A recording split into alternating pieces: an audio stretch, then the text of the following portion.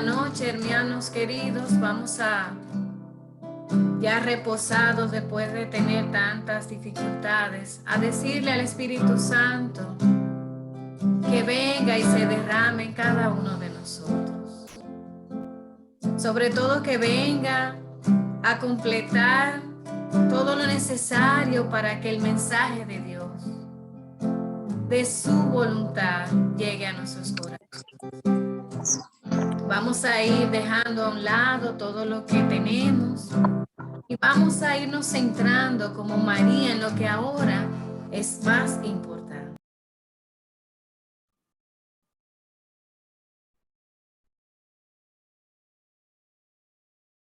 Santo de Dios. Dania, tu micrófono está apagado, si lo puedes encender, por favor. Gracias, bendito sea, Señor. Si la otra semana a Casilda se le complicó, pues veamos cómo hoy nuevamente se nos complica a nosotros, Braulio.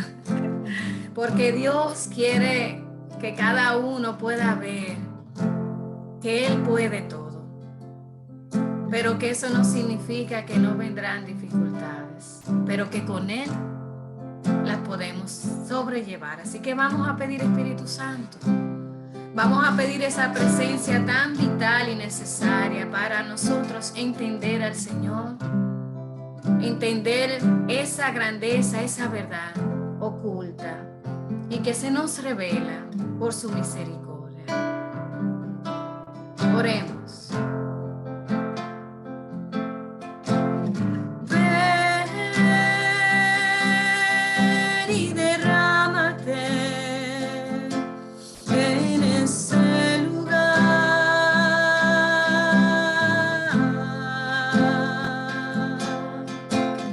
Ven y apodérate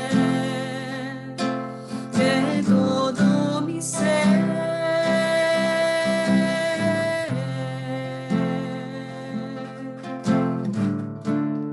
Ven, derrama tu gracia,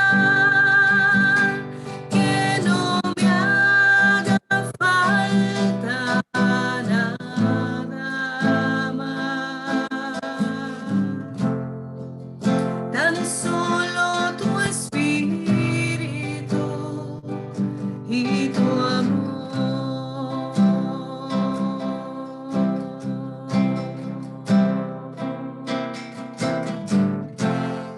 Ven, derrama tu gracia, que no me haga falta nada más. Tan solo tu espíritu y tu amor.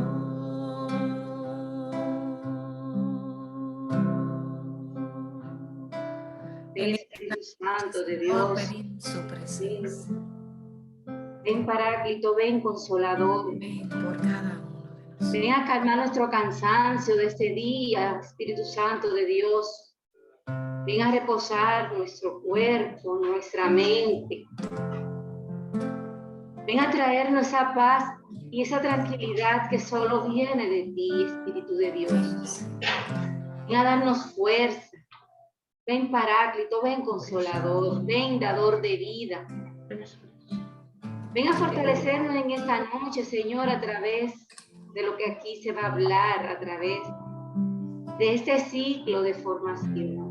Ven a abrir nuestros oídos y nuestro corazón, Espíritu de Dios. Ven, Espíritu.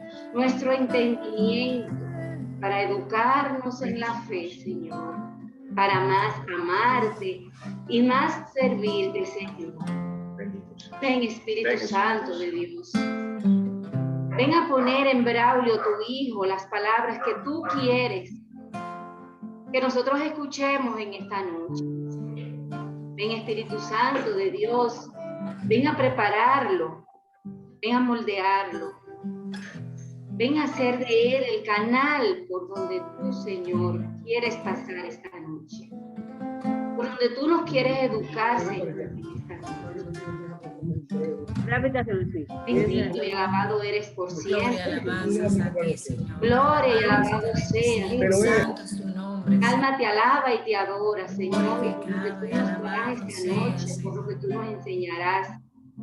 Bendito eres, Señor. Bendito Te eres. adoramos, Alabamos, te Señor. Te glorificamos bendecimos. En tu y te nombre, damos Señor, gracias. estamos. Gracias, Aquí, Señor, tu por lo que nos presencia. tienes. Gracias, Señor, Gracias. por este día. Gracias.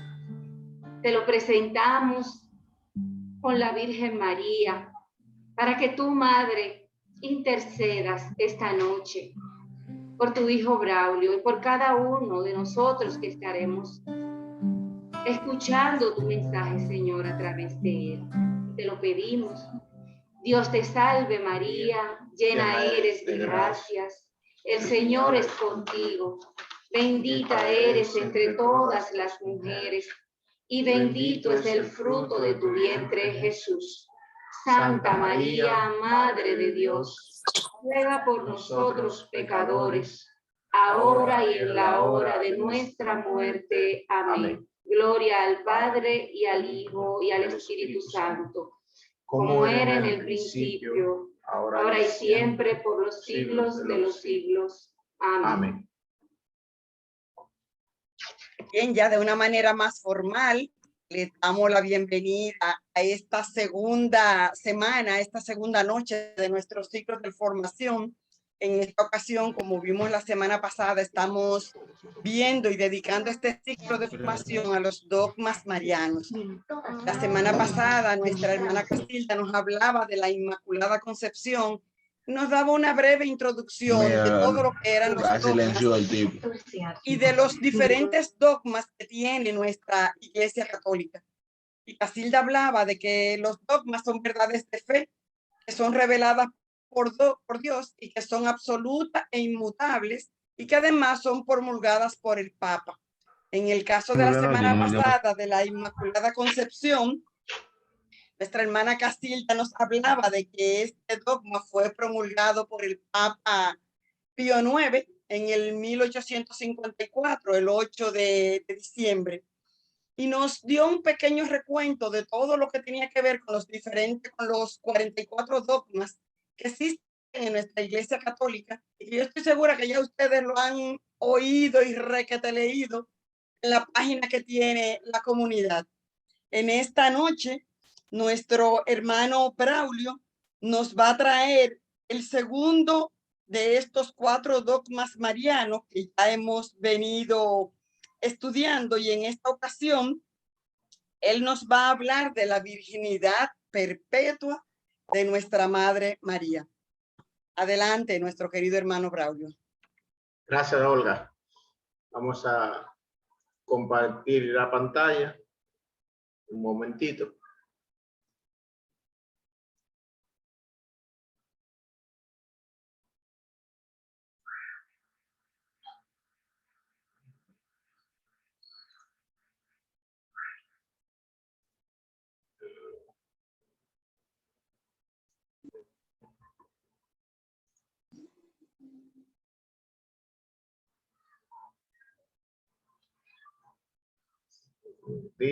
Estoy buscando una opción acá.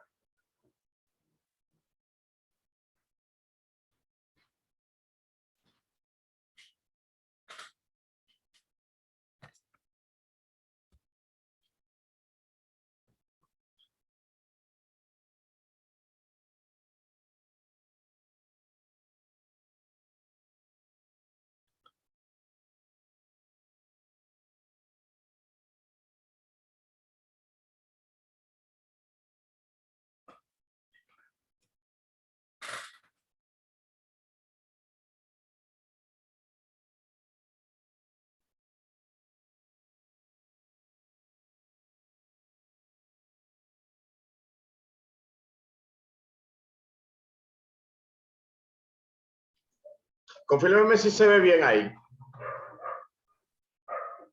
Sí, se ve muy bien, Braulio. Muy bien que se muy ve. bien ahí. Perfecto.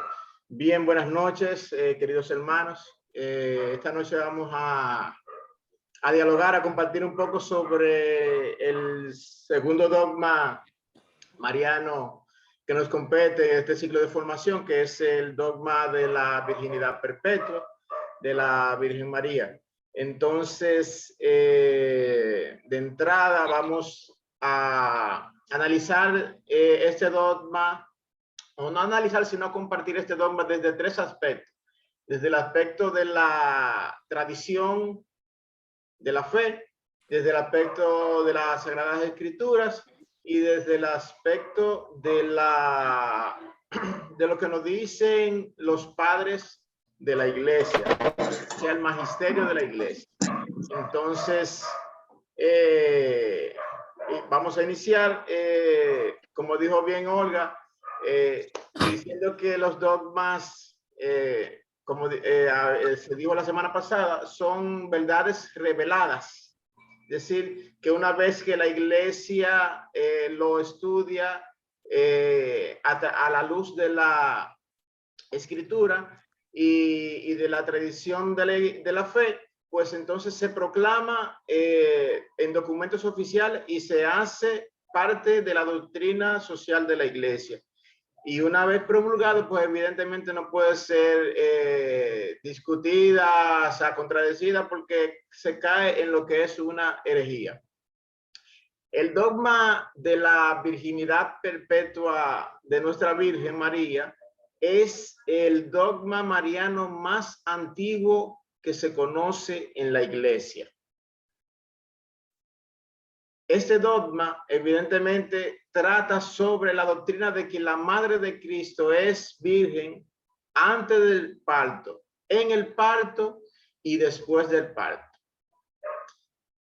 Su origen hasta el momento no se ha establecido con exactitud, pero los escritos más antiguos, de acuerdo a la tradición apostólica, datan del siglo II después de Cristo. Es decir, que desde el siglo II hasta aproximadamente el siglo VIII se viene conociendo sobre lo que es la virginidad de la Virgen de nuestra Santísima Madre. La doctrina de este dogma, evidentemente, fue establecida a través del Concilio de Éfeso en el año 431. Pero como les dije anteriormente, esto viene tratándose, analizándose desde el siglo II. Aquí en este concilio se establece un consenso general sobre el tema que compete, o sea, hacia la virginidad, tanto antes como en el parto.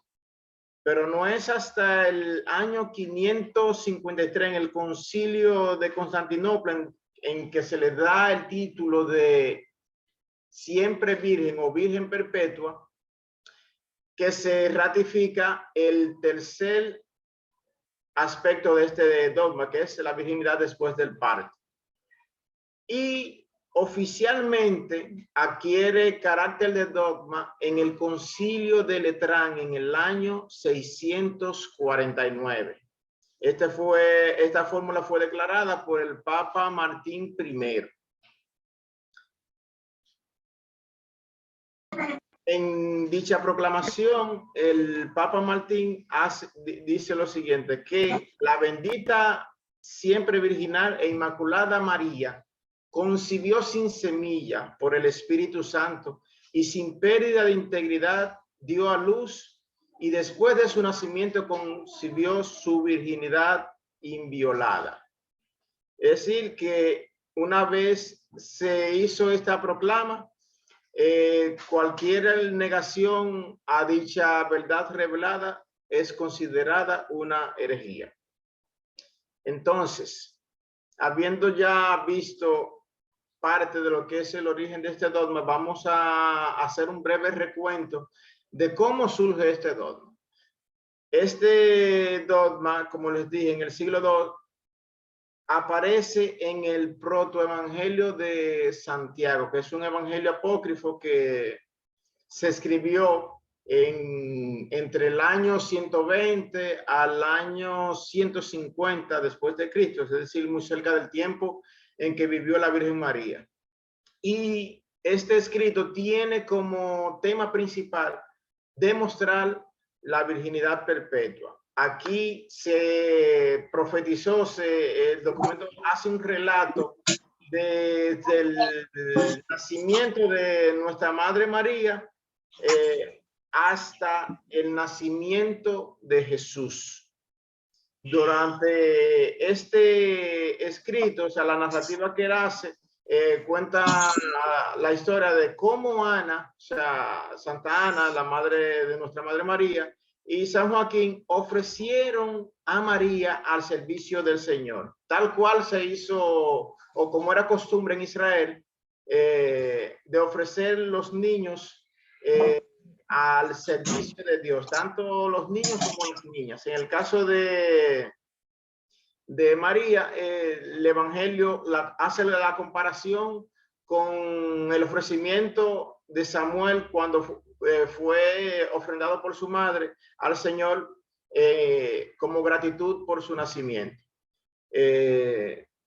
Este servicio, evidentemente, quienes eran ofrecidos al servicio del Señor o en el servicio del templo, no podían contraer matrimonio, es decir, que se consagraban en vida y en espíritu al servicio del Señor.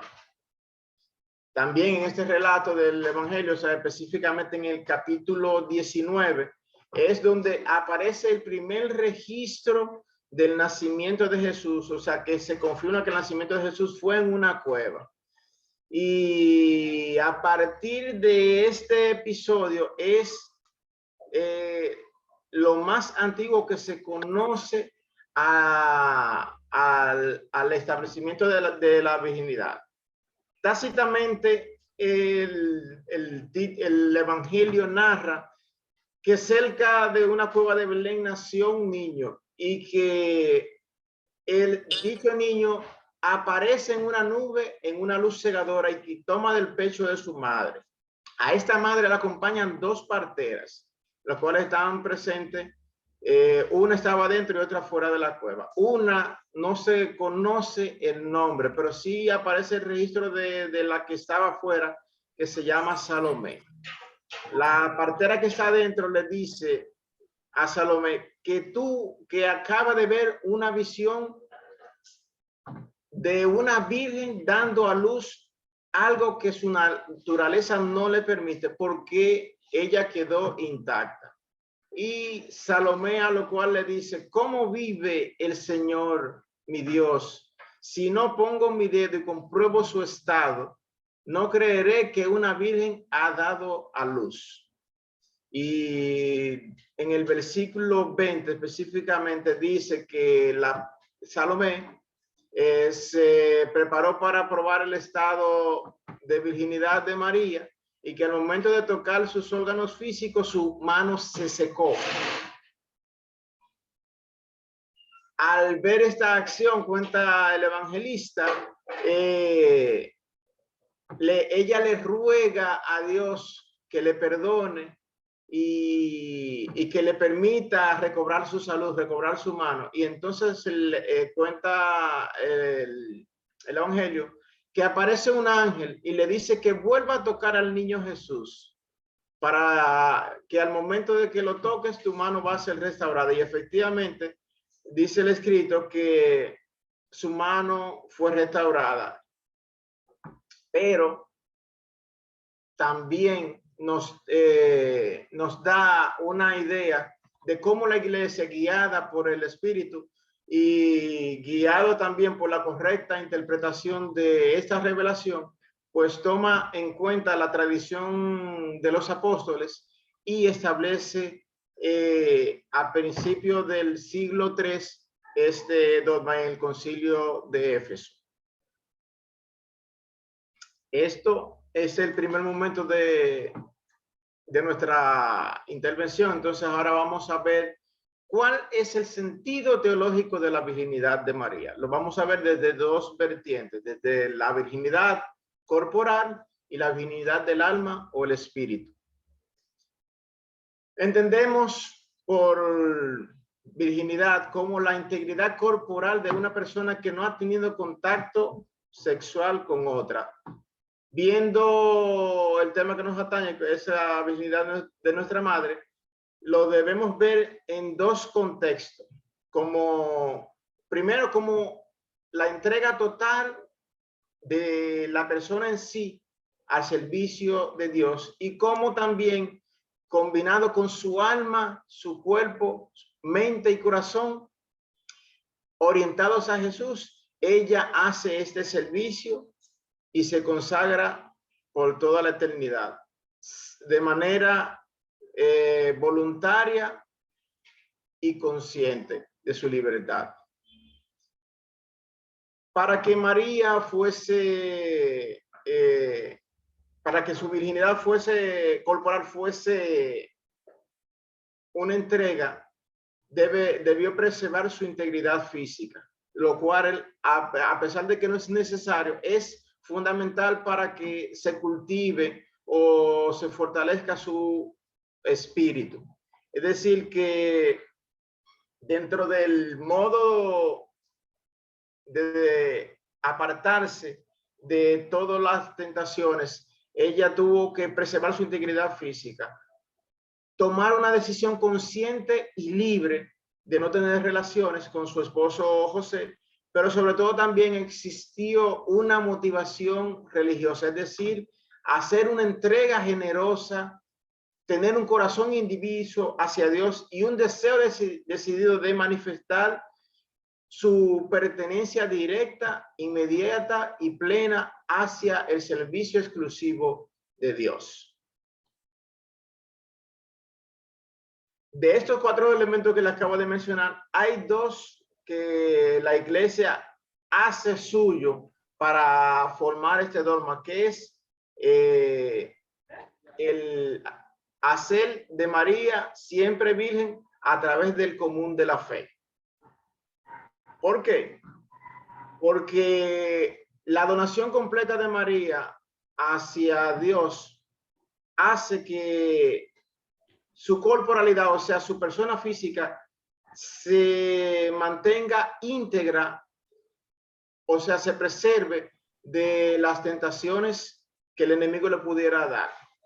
Pero a la vez de fortalecer su integridad física, también hace que su alma, su espíritu, tome decisiones conscientes y libres de pertenecer exclusivamente a Dios, es decir, apartar todo aquello que atente contra su castidad perfecta.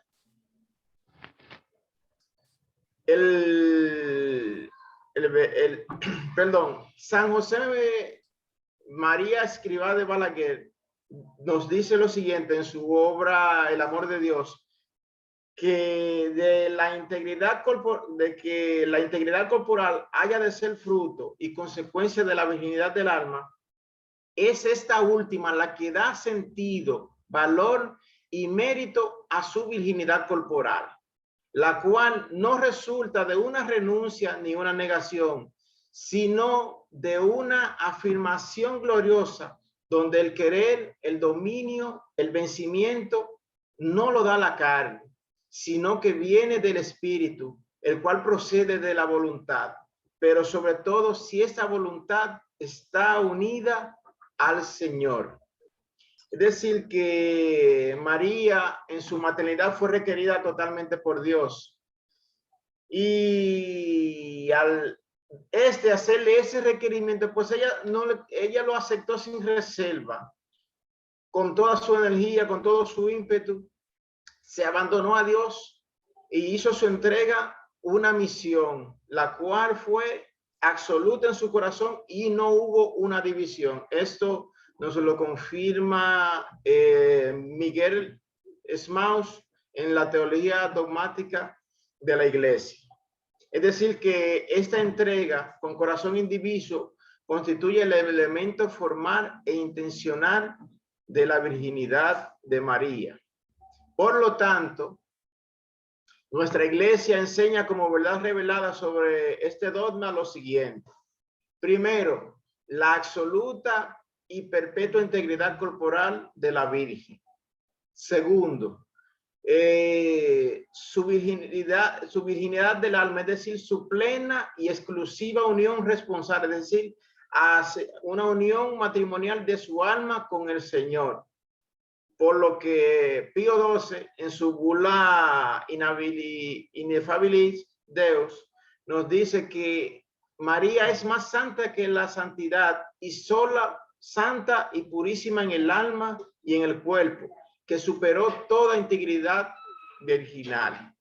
Es decir, que María concibió milagrosa y virginalmente por el poder omnipotente de Dios, por lo que Jesús no tuvo padre humano y que a su vez dio a luz sin perder su virginidad en el nacimiento. De modo que María, aún después del nacimiento de Cristo, permaneció virgen toda su vida terrestre. Esto lo dice, como les dije, el Papa Pío IX en la bula Ineffabilis Deus, en su numeral 15.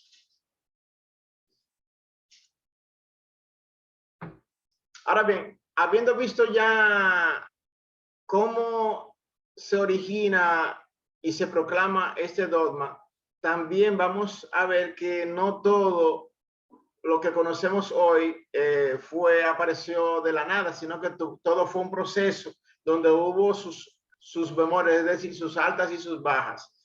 Y este dogma, al igual que todo lo que la iglesia proclama, siempre es objeto de debates, de devociones, pero también de ataques. Y desde el inicio, como les dije, desde el siglo II, los padres han venido buscando, escudriñando, analizando las escrituras y haciendo una interpretación correcta de todos los escritos, tanto de las tradiciones apostólicas como de las tradiciones orales que se han ido transmitiendo siglo a siglo y de generación en generación. Tanto así que este dogma tuvo mucha devoción en los cristianos de las primeras comunidades de la iglesia. Tanto desde el siglo II como hasta el siglo IX, pasando también por los fundadores del protestantismo, o sea, la Reforma Protestante que lideró Martín Lutero, Juan Calvino y Ulrich Zwingli. Ellos llegaron también incluso a reconocer la virginidad perpetua de María como enseñanza bíblica, tal como siempre lo ha reconocido nuestra Santa Madre Iglesia. La devoción a la virginidad de María tuvo muchos títulos desde el inicio. Empezaron como la Virgen, luego como la Virgen sin más, luego como María Virgen, como la Virgen Madre, la Virgen Inmaculada, la Siempre Virgen María. Es decir que durante todo el pensamiento cristiano han surgido numerosos títulos de la cual han llegado hasta nosotros y no se ha podido disociar la virginidad y su divina maternidad, tanto así que ha calado profundamente en la devoción de los fieles. Desde los primeros siglos, el Papa San Justino fue el primero que la llamó la Virgen, luego vino la Virgen Perpetua, el título que le atribuyó San Epifanio. Luego vino la Virgen Eterna, al cual San Jerónimo se le atribuye, y hasta llegar hasta nosotros. Fruto de toda esa devoción también tuvo sus detractores. O sea, en los primeros tiempos la iglesia tuvo muchos ataques por esta tradición, por este dogma de fe. Tanto así que los primeros judíos cristianos y los sebionistas negaban la divinidad de Cristo. O sea, como este dogma fue aprobado conjuntamente con otros dogmas relativos a la persona de Jesucristo, fue fuertemente atacada y fue negado la divinidad de Cristo porque ellos decían que Cristo, siendo nacido de mujer terrenal, no podía tener una divinidad y compartir también un cuerpo humano. También por los primeros paganos, como portavoz estaba el filósofo Celso, que consideraba incomprensible que Dios se encarne en el seno de una mujer. los gnósticos y docetas también decían, o sea, se enseñaban contra la realidad del cuerpo de Cristo. Decían que no podía Dios nacer en un cuerpo de una mujer y sin perder su divinidad. En primer lugar, también podemos decir que tanto los judíos como los paganos tenían mucho rencor hacia Jesús y decían que él era un ánido, o decía que era un hijo ilegítimo, porque su nacimiento se lo atribuían a un soldado romano llamado Pantera. Esto se puede ver en el conflicto o en la defensa de la fe que tuvo Orígenes contra Celso en el concilio de Éfeso. También Joviniano, para el año 385, Joviniano era un monje que fue degradado a laico. Se opuso también a la idea de la maternidad y negó la virginidad de María en el parto, a lo cual San Ambrosio combatió fervientemente estos argumentos, basados siempre en las escrituras, tanto de Lucas como de Isaías y Ezequiel. El fundamento bíblico que utilizó San Ambrosio estaba contenido en Lucas 1:37, Isaías 7:14 y Ezequiel 44:2. Fruto de este debate fue instituido en el símbolo apostólico en la virginidad de nuestra Virgen, y lo cual fue considerado, todos los argumentos de Joviniano fueron considerados como herejía. Luego aparecieron otros tantos adversarios que negaron o afirmaron también la existencia de hermanos de Jesús, a lo cual San Ambrosio le escribió una carta constituyente sobre la institución de la virginidad perpetua de la Virgen María, rebatiendo estos argumentos basados en que la interpretación errónea de las escrituras creaba estos conflictos, de manera que y citó tácitamente que Joviniano, por sus errores en la interpretación de las Sagradas Escrituras, trajo todo este conflicto, lo cual ha hecho más mal que bien a la fe cristiana. Y así como les dije, hay muchos argumentos que una hora o 45 minutos no nos bastaría para decir todo lo que concerniente a estos debates. ¿Qué le puedo decir en lo que respecta a la tradición y el magisterio de la iglesia? Pues la iglesia, o los padres de la iglesia, reaccionaron siempre con abundancia de testimonios, todo basado siempre en la correcta interpretación de las Sagradas Escrituras. Desde el siglo II, como les dije anteriormente, hasta el siglo VIII, hay infinidades de testimonios de los padres de la iglesia en favor de la maternidad divina y la concepción virginal de Jesús.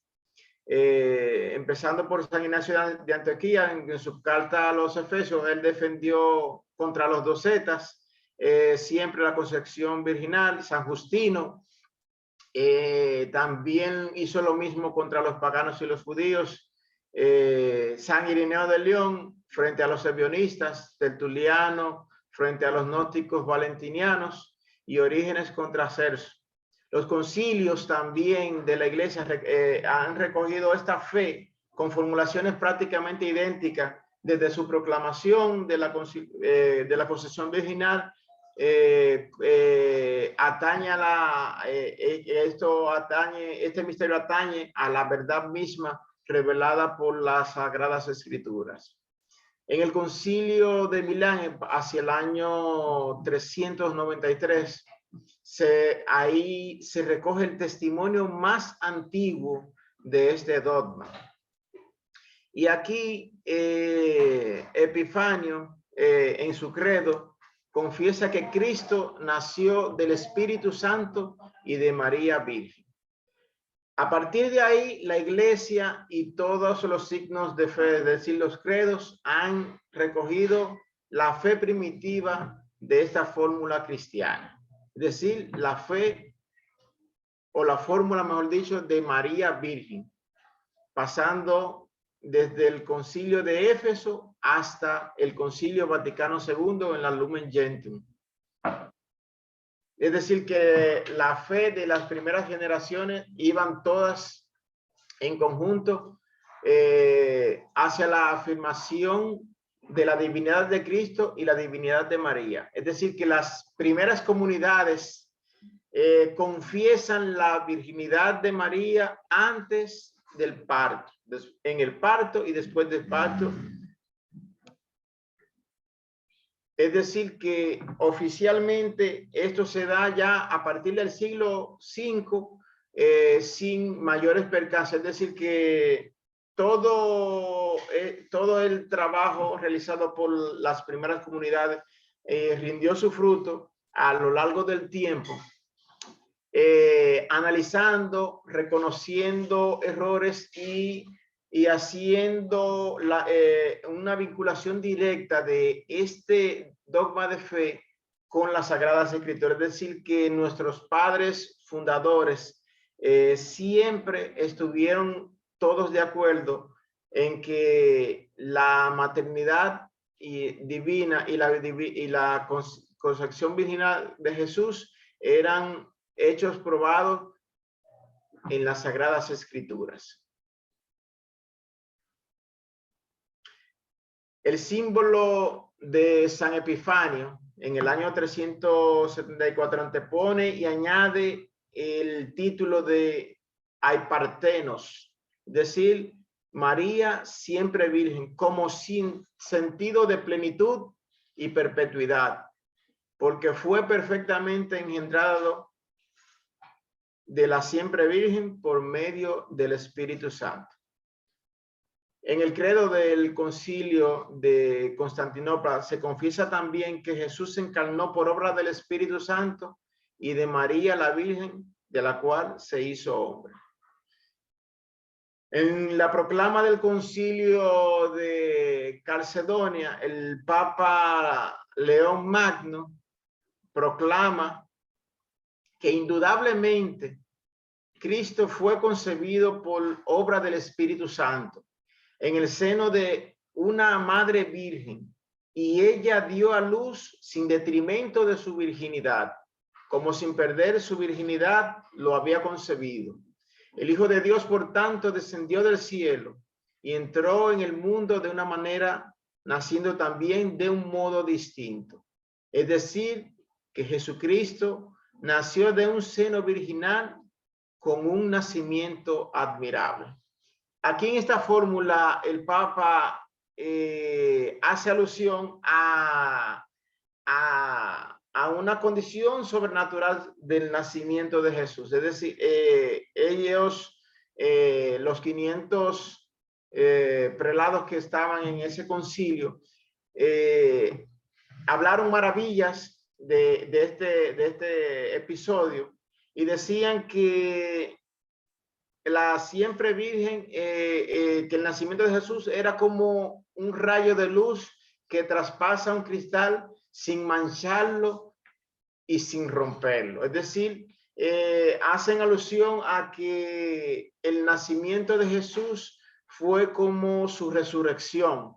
Es decir, que los sellos del sepulcro nunca se abrieron, o sea, siempre la tumba estuvo intacta. Asimismo, se preservó el cuerpo de María con el nacimiento del mismo. Y culmina el Papa San León Magno con lo siguiente: los 500 padres del Concilio Ecuménico de Calcedonia, esta es la fe de los padres, la fe de los apóstoles. Así lo creemos todos, y con nosotros todos los que piensan con rectitud, sean anatema los que dicen lo contrario. Pedro ha hablado por boca de león. O sea, que a partir de esa proclama, el dogma adquiere un carácter universal. No es sino hasta el siglo VIII que aparecen nuevos debates, de modo que todavía hasta hoy, el siglo XX, aparecen corrientes o denominaciones religiosas que ponen en duda o establecen otros argumentos acerca de la virginidad y la divinidad de la maternidad de nuestra Madre María. De modo que desde esos concilios del siglo II hasta el siglo VIII y pasando hasta nuestra generación, es decir, el Concilio Vaticano II, se ha establecido siempre una ratificación a estos dogmas. Tanto así que el Papa Juan Pablo II, en su homilía del año 1996, en agosto del 96, reconoce que desde las primeras formulaciones de la fe, la Iglesia ha confesado que Jesús fue concebido en el seno de la Virgen únicamente por el poder del Espíritu Santo. Confirmando esto también en el Catecismo de la Iglesia Católica desde el numeral 496 y siguientes.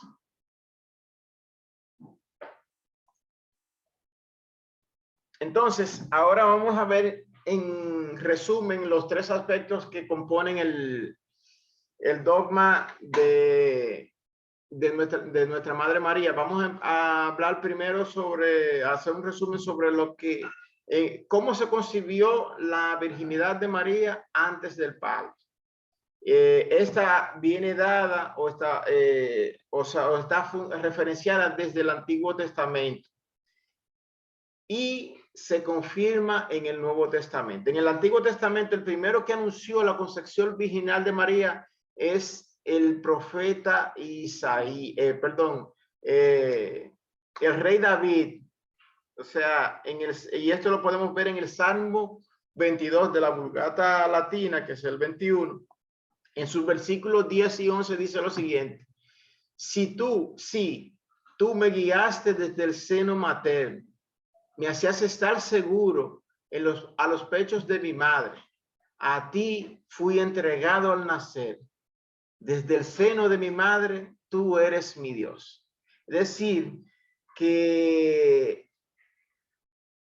con esta descripción hace alusión al nacimiento de Jesús a través de nuestra Virgen María. Pero, ¿qué sucede?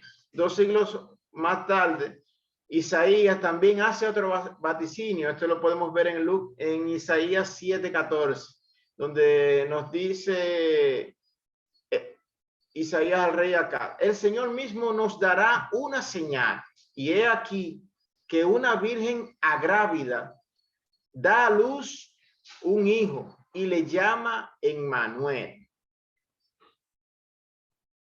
En el Nuevo Testamento también aparece la concepción virginal del Mesías en los evangelios de Lucas y de San Mateo, que son los dos que tratan el origen humano de Jesús de una manera que excluyen toda intervención de varón y afirmando la intervención única y exclusiva del Espíritu Santo.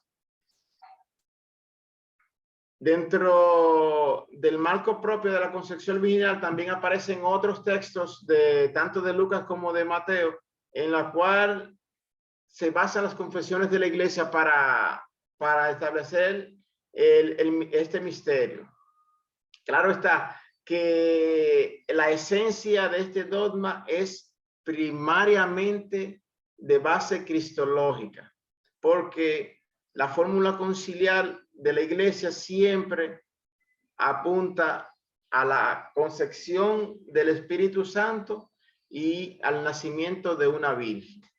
Es decir, que María en este sentido adquiere un relieve singular, pero el sujeto principal de la acción es el mismo Jesucristo.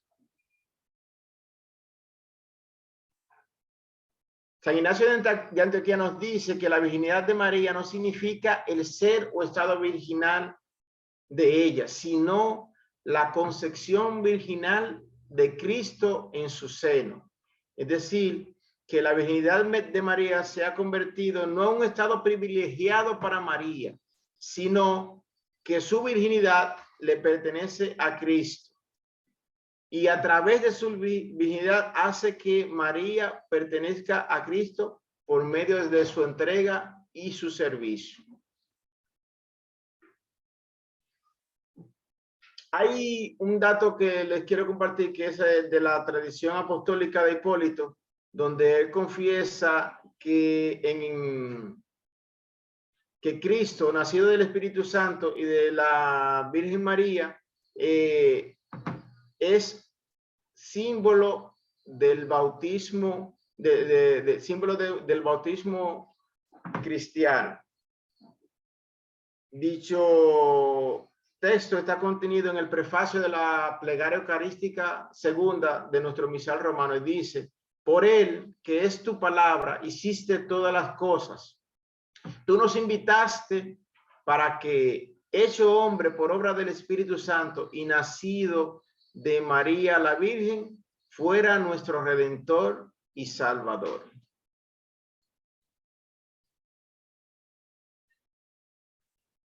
El aspecto de la virginidad de María durante el parto está presentada y sustentada casi en su totalidad en la tradición apostólica de la Iglesia.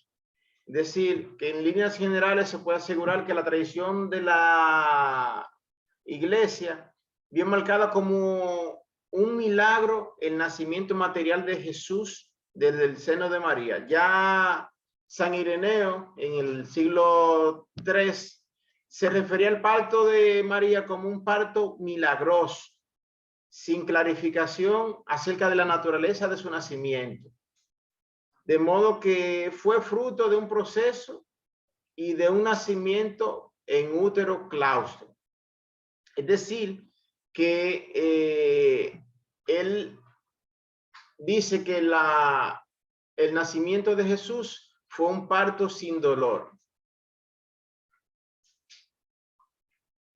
Epifanio, ya para el siglo III, nos dice que Jesús nació del seno de la Virgen, fue gestado durante el tiempo necesario y vino al mundo por la vía natural sin deshonor, inmaculado y sin contaminación. Es decir, que con esto él quería demostrar que la Virgen tuvo un parto auténtico y natural sin dolor, porque decían que no es posible que si Jesús pedía honrar a su madre y a su padre, él iba a hacer que su madre sufriera, o sea, que sufriera un parto con dolor. Es decir, que en la tradición de los judíos, ellos entendían que una mujer no era bienaventurada cuando daba un parto, cuando daba luz con dolor, sino de manera natural,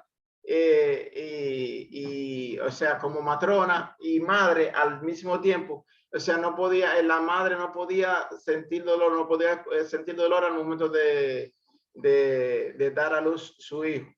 Entonces, nuestros padres fundadores decían que este parto fue natural y sin dolor, por lo cual Jesús no deshonró ni tuvo contaminación al momento de nacer. San Efrén, en su himno a la Natividad, nos dice lo siguiente referente al parto de María. ¿Cómo hubiera sido posible que ella, aquella que fue morada del Espíritu, que estuvo cubierta por la sombra del poder de Dios, se convirtiera en mujer de un mortal y diese a luz en el dolor? Una mujer que da a luz con dolores no podrá ser llamada bienaventurada. El Señor, que entró con las puertas cerradas, salió así del seno virginal, porque esta virgen dio a luz realmente, pero sin dolor. Lo mismo también dicen los demás padres, tanto San Ignacio de Antioquía como San Clemente de Alejandría, Orígenes, San Efrén, Santo Tomás también da las razones por la cual el parto de María fue por concepción virginal. Santo Tomás de Aquino nos dice que el verbo simplemente ciertamente fue concebido y que procede del Padre sin ninguna corrupción, y que debía hacerse carne al nacer de una madre virgen, conservándole su virginidad. También nos dice que él vino para quitar toda corrupción y que al nacer no debía destruir la virginidad de aquella que le dio la vida.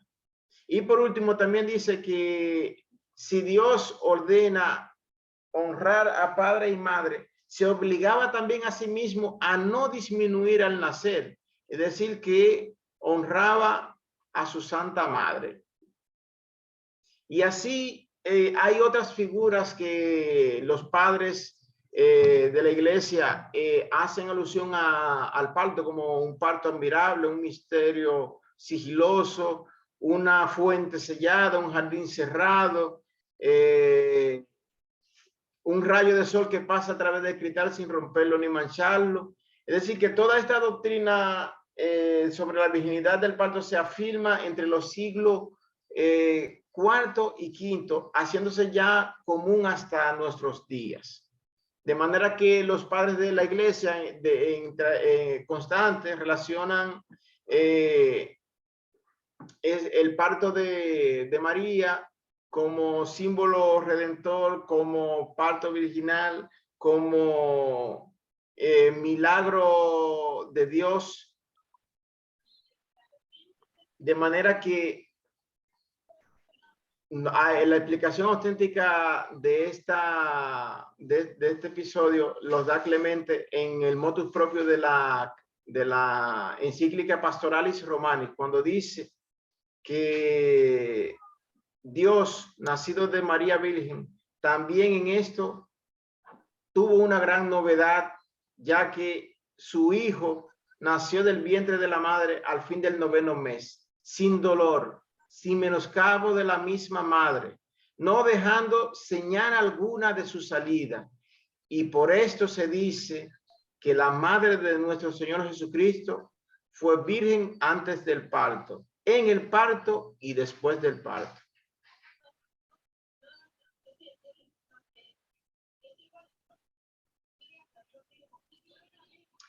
Ya por último, vamos a ver lo que nos dice la Sagrada Escritura sobre María, la virginidad de María después del parto. Hay 3 argumentos que se puede contactar directamente en la Sagrada Escritura. El primer argumento lo vamos a tomar de la pregunta que María le hace al ángel en la anunciación. ¿Cómo será eso? Pues yo no conozco varón. Pues aquí, con estas palabras, María expresa con bastante claridad no solo el hecho, sino también el firme propósito de no conocer un varón. ¿Por qué? Porque ya desde su juventud había sido consagrada para el servicio del Señor. De manera que es difícil encontrar un propósito de conservar la virginidad si no es a través de una entrega y al servicio del Señor de manera total e incondicional.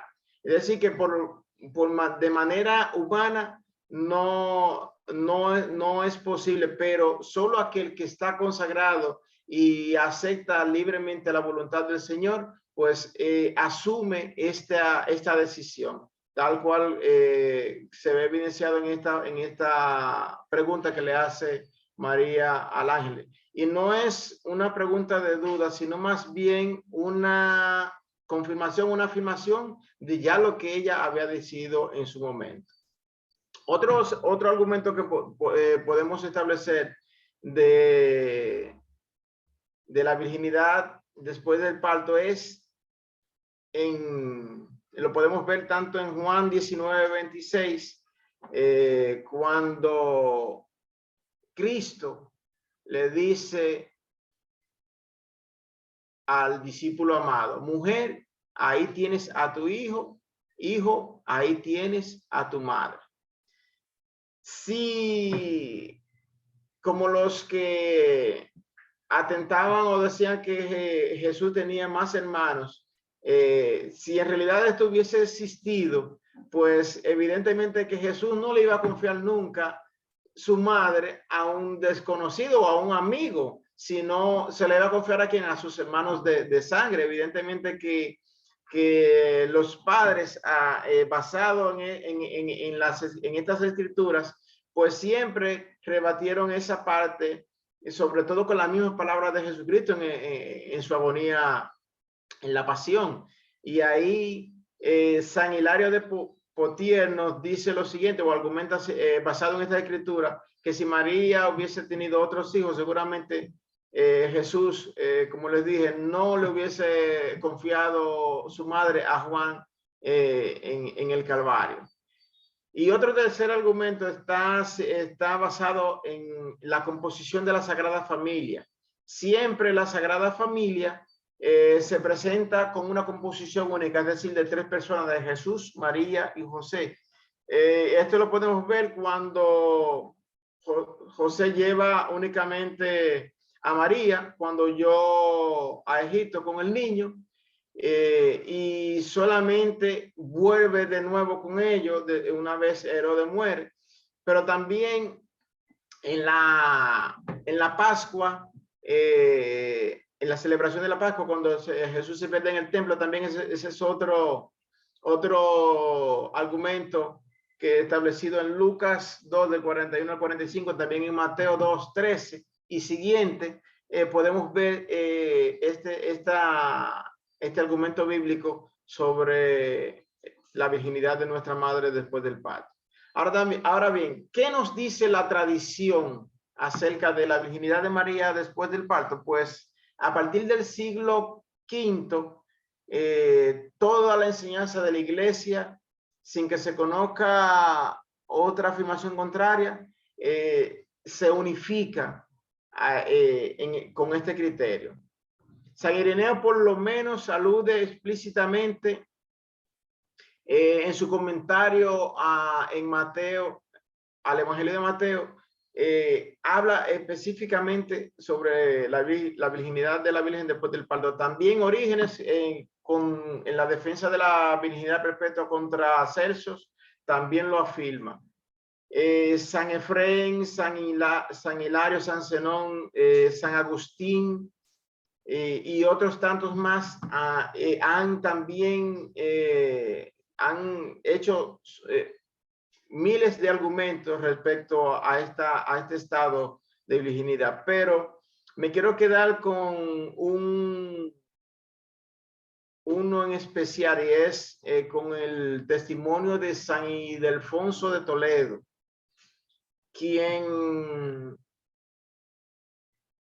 redactó un libro exclusivamente, de hecho es el primer libro de la Iglesia de Occidente que se dedica por entero a realzar las virtudes marianas, pero en especial sobre la virginidad de nuestra madre. Le quiero leer un pequeño fragmento de este libro, que lo puede conseguir en la librería más cercana acá. Y dice lo siguiente: pues he aquí que ella, virgen según Dios y virgen según el hombre, virgen por el testimonio del ángel y virgen a juicio del esposo, virgen antes de tener esposo y virgen unida a su esposo, virgen indudable aun cuando dudó el esposo, virgen antes de la llegada del hijo, virgen después de engendrar al hijo, virgen en el nacimiento del hijo, virgen después del nacido hijo. Por divino obsequio y favor, por divino otorgamiento, por divino hallazgo, por divino don y divino consentimiento, mediante un nuevo artificio y nueva eficacia, por una nueva operación, un nuevo y nuevo parto. Ella es virgen con el Hijo concebido y por el Hijo concebido. Virgen en la concepción y después de la concepción. Virgen durante el parto, en el parto, con el parto y después del parto. Virgen con el hijo que va a nacer. Virgen con el que nace y virgen después del nacido. Entonces,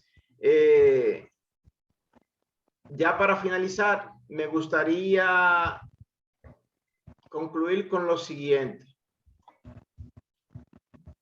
Que una vez admitida la virginidad perpetua de María, desde muy antiguo, es un símbolo de fe. Fe que es consagrada a Dios por la realización de una vocación, es decir, la vocación del servicio hacia Dios exclusivamente. Que María comprende desde la anunciación que Dios le pide una maternidad virginal y ella la acepta con generosidad. Evidentemente, esa exigencia se hace noble, se hace aceptable por medio de su vocación.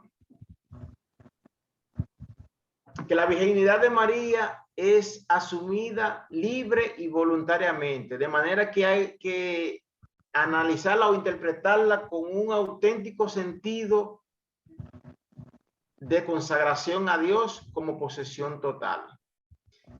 Que después de la anunciación la persona de María quedó reservada para realizar una vocación que es el servicio a la persona y a la obra de Jesús. Y que con este dogma María inaugura el reino escatológico, uno de cuyos valores es la virginidad, como servicio a Jesús, en él y a todos los hombres. Que la maternidad virginal de la Madre de Dios es indiscutiblemente uno de los más grandes milagros que ha obrado a la diestra del Omnipotente. Es un milagro único en su género, inconcebible naturalmente. Esto explica cómo ha sido el blanco de los ataques de los enemigos de la fe. Una purísima corona de lirios que adorna constantemente su cabeza, haciéndole el símbolo de la virginidad y la misma pureza en persona. Y por último, quiero concluir con lo que dice Pablo VI en su Carta Apostólica Mariana y Culto, que la opción del estado virginal por parte de María no fue un acto de cerrarse a algunos valores del estado matrimonial, sino que contribuyó a una opción valiente llevada a cabo para consagrarse totalmente al amor de Dios. Y Juan Pablo II, en el Concilio Vaticano II, nos da a entender que la finalidad de la virginidad de María es una entrega total al servicio de la obra de Jesús. Hasta aquí es mi participación. Si quieren hacer algún comentario al respecto, pues estoy a la disposición. Y espero que el Señor haya hablado a través de estas palabras para que podamos entender que el servicio y la entrega de nuestra vida como cristianos debe ser, al igual que como María, una entrega total, libre y consciente de que hemos sido consagrados a Dios desde el mismo momento de nuestra concepción y hasta que Él nos llame a su presencia. Así que el Señor les haya iluminado y les siga bendiciendo grandemente a todos. Amén. Gracias, Braulio, por esta increíble demostración de todo lo que el Espíritu Santo puede transmitirnos a través de tus labios. Estuvo muy interesante el tema. Bien, hermanos, si hay alguna pregunta, este es el momento de hacerla. Braulio, si puede dejar de compartir la pantalla para si alguien levanta la mano, yo puedo. Eso, perfecto, sí, ahora mismo. Bien, si hay alguna pregunta, este es el momento. ¿O algún comentario que quieran hacer?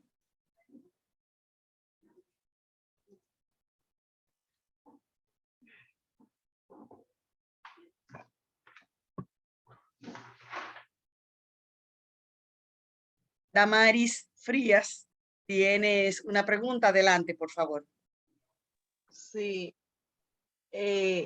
lo mío apunta, por ejemplo, de que yo como católica estoy convencida, o sea, bueno, por eso estoy en la fe católica, porque yo creo en eso que la iglesia me dice acerca de la Virgen, y yo amo a la Virgen.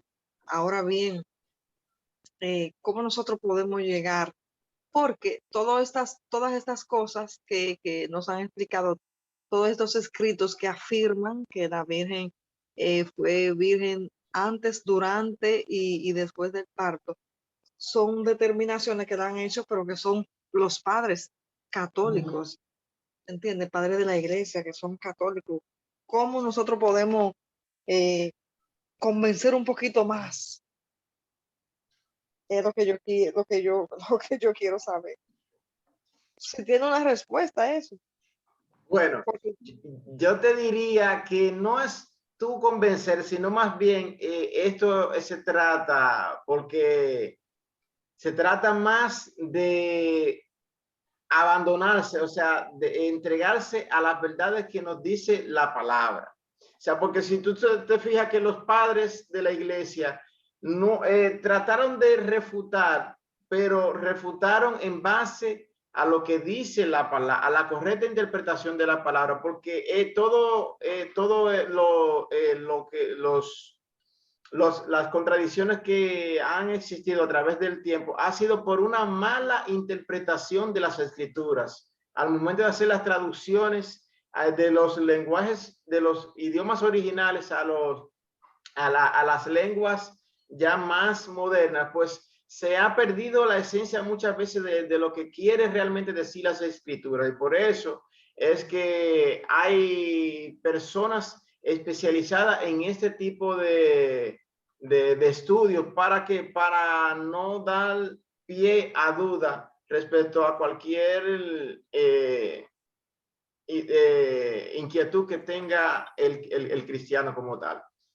también he escuchado por ahí, sí, que debido a las tantas interpretaciones, que por eso que hay tantas religiones. Las primeras contradicciones, o sea, desde el siglo II se está peleando eso. De hecho, como lo mencioné al principio de la intervención, el primero que empezó con eso fue un monje llamado Joviniano, al cual se le hizo frente porque él decía que no se concebía que Jesús fuera Dios y fuera hombre al mismo tiempo cuando es nacido de una mujer, y que su nacimiento que con su nacimiento él rompió el útero de su madre. O sea, para que tú tengas una idea de cómo una mala interpretación puede dar lugar a un conflicto de fe. Exacto. En algunas cosas, por ejemplo, nosotros siempre tenemos preguntas, uno siempre anda preguntándose, pero que cómo. Y a veces yo digo, bueno, yo solamente tengo que cerrar los ojos y creer. Es un misterio. Y ahí me respondo. Así es. ¿Alguien más? ¿Alguna otra pregunta o comentario? Ay, quiero bajar las manos y ahora. Yo lo hago, no te preocupes. Allá, ya. Sí. ¿Alguien más tiene alguna pregunta o comentario? Yo tengo un comentario. Adelante, Elena. Y es que nunca lo he dudado de que María es virgen. Antes, en el parto y después del parto. Porque Dios es Dios. Y si en el momento que el ángel le dio la noticia a la madre, a María, de si quería ser la madre del Salvador, y ella dijo que sí, en ese mismo instante ella quedó embarazada. ¿Por qué no podía parir su hijo a sí mismo, sin parirlo? Así es. Dios lo hizo. Porque ¿qué no puede hacer Dios? Nada es imposible para Dios. No podemos dudar del poder de Dios. Y Dios hace la cosa como Él quiere. Yo siempre he creído en eso. Y a mí no me saca nadie de ahí. Amén. Dios es Dios. Luz Sánchez. Luz, tiene la mano. Ah, ok. Ok. Realmente yo lo que quería era hacer un comentario en relación a que la presentación de Braulio fue maravillosa porque nos da desde principios de siglo, que ya muchas personas han tenido muchas inquietudes del por qué nosotros entendemos que realmente la Virgen María es como han dado los dos dogmas anteriores, tanto Inmaculada como también es la Virgen de la cual nació nuestro Señor. Y me llamó mucho la atención el recorrido que él hizo desde el siglo II hasta el siglo VIII, desde los padres de la iglesia, los diferentes concilios que han ratificado, que se han preocupado por esa inquietud de darle a la Virgen la posición que corresponde. Y en relación a que a Damaris preguntaba ahorita, y si me preguntan y cómo yo defiendo, me recordé de algo que me sucedió en mi casa. Precisamente nosotros tenemos unos muy buenos amigos que son evangélicos, son hermanos separados, por suelo decir. Y una noche, por pura casualidad, en la mesa nos hemos puesto precisamente a comentar sobre la Virgen, por qué creen y no creen.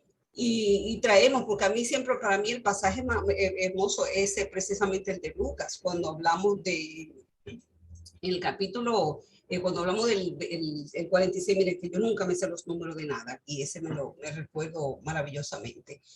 Cuando invocamos, ay Dios mío, ahora no me viene el nombre, pero bueno, hablamos esa noche y yo le decía, ¿y cómo ustedes justifican? Porque ustedes usan los evangelios igual que nosotros. Entonces, cuando nosotros hablamos precisamente de, ay, perdón, Lucas 46, capítulo 1, 46, pero bueno. Y le preguntaba precisamente que cómo ellos justificaban, porque hoy el Magnífica. El Magnífica. Le decía, entonces, ¿cómo ustedes me explican el Magnífica? Porque ahí precisamente Lucas está hablando de todo una oración preciosa y me van a glorificar todas las generaciones. Y otro punto donde precisamente cuando hablamos de Jesús y lo que es la revelación, cuando precisamente la Virgen le dice, mira, no tienen vino. Y él dice, pero mujer, no ha llegado mi momento. Le dice, hagan lo que le diga. O sea, la intercesora por excelencia. O sea, hay tantos pasajes, tanto en el Antiguo Testamento como en el Nuevo, el mismo Isaías, que nos dan la certeza de la Virgen y de la importancia de ella en la historia de la salvación. O sea, convencerme yo primero fue lo más importante y después defenderlo sin pelear, como con esta calma, diciéndole, pero mira, y como una pregunta boba, ¿y cómo tú explicas esto del Magnífica? ¿Y qué tú opinas de lo que fue precisamente en la revelación del Señor y cuando la Virgen dijo que le podía hacer, que hicieran lo que él dijera? Entonces, hay muchos versículos, pero por poner dos tan sencillos, pero de verdad, darle gracias a Braulio, porque yo misma quizá tenía muchas dudas y me encantó ver que en los diferentes concilios cómo se preocuparon porque nosotros conociéramos un poquito más y como ellos mismos hicieron la documentación de que todos estuvieron de acuerdo y que nosotros hemos mantenido eso y si en algún momento quizás salga alguna duda, tiene que ser muy fuerte para que vuelva y se toque el tema, que espero que no se vaya a tocar, porque al final son dogmas de fe. Y como lo dice, y me llamó mucho la atención, y lo voy a buscar, ese protoevangelio de Santiago, porque de verdad como que no lo había visto, y de verdad me llama la atención, porque yo soy una que me encanta defender, cuando alguien me sale con un punto de la Virgen, me encanta defender, porque yo me considero muy mariana. Muchas gracias, eso era todo. Amén. Produce, es que la misma Virgen lo dice en el mismo Magnífica, me felicitarán todas las generaciones.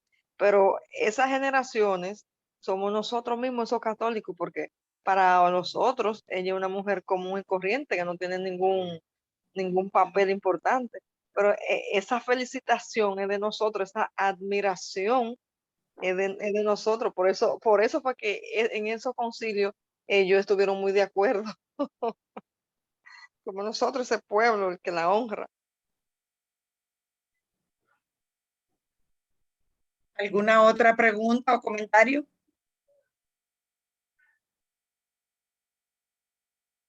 Dice Leonardo que no vi el comentario de arriba, voy a tener que buscarlo, que lo que quiso decir es que fue iluminado por el mismo Espíritu Santo.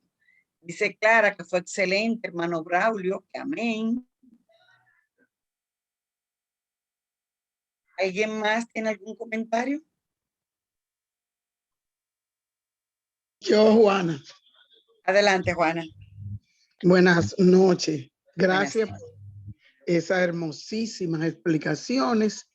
Y quiero aportar que para mí la respuesta de cómo sucedió esto es la misma que se le puede dar a la actitud de hombres de barro, lleno de miedo, que acompañaron a Jesús, lleno de errores, y que luego, lleno del Espíritu Santo, el Sanedrín se asombró de escucharlo hablar. La acción del Espíritu Santo hace eso y mucho más. Como pasan las transformaciones en nosotros, que nos convertimos en criatura nueva y nosotros mismos nos asombramos y sabemos que no nos hicimos a nosotros mismos, que el poder de Dios manifestado en nosotros es el que se puede admirar y el del que no podemos asombrar y nunca más dejar de asombrarnos, porque Dios hace eso y mucho más. Gracias, mis hermanos, gracias, hermano Braulio. Amén. Gracias, Nadia, por siempre estar pendiente de nuestras invitaciones. Gracias por la invitación y la motivación. Buenas noches. Amén. Buenas noches. Bien, entonces ya para terminar, hermano Braulio.